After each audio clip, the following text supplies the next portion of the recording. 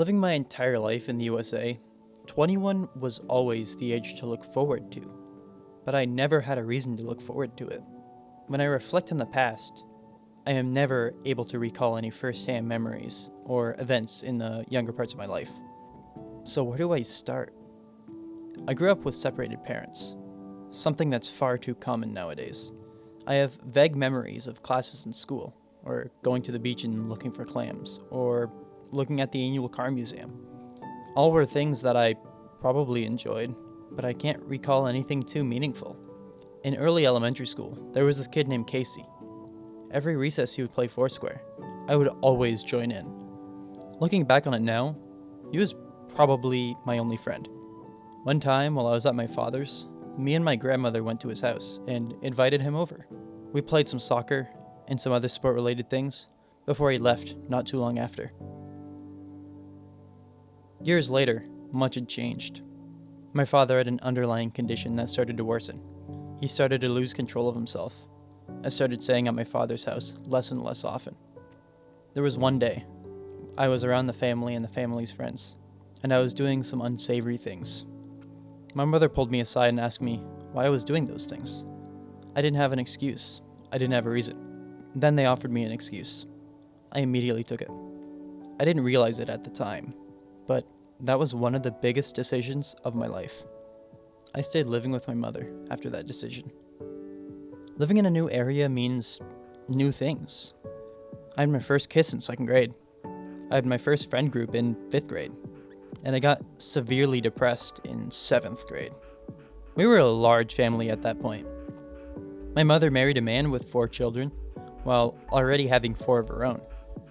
We were all about the same age, however, there were a few outliers.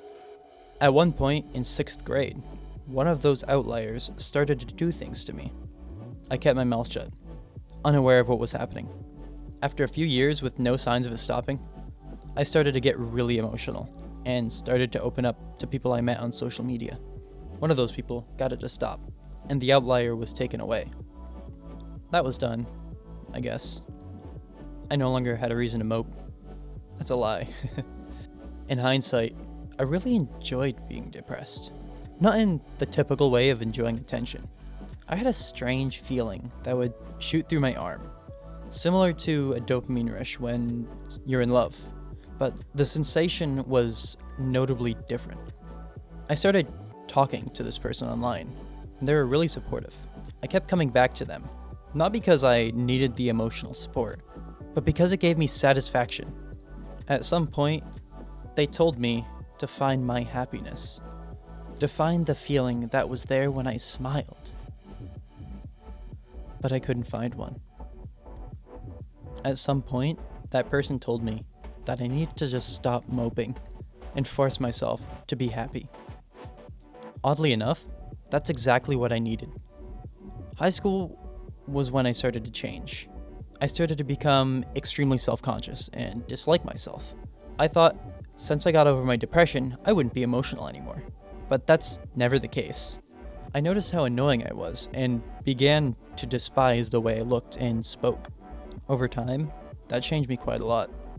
I went from a person who was willing to show an entire class a video I made of a book that I never even read, to a person who struggled to speak my mind when everything wasn't going as planned. I was the person who changed from dating because of love to dating because of fear. And then 2020, a year that I looked forward to. It made me rethink my identity. It made me accept who I've become. I was scared to fall.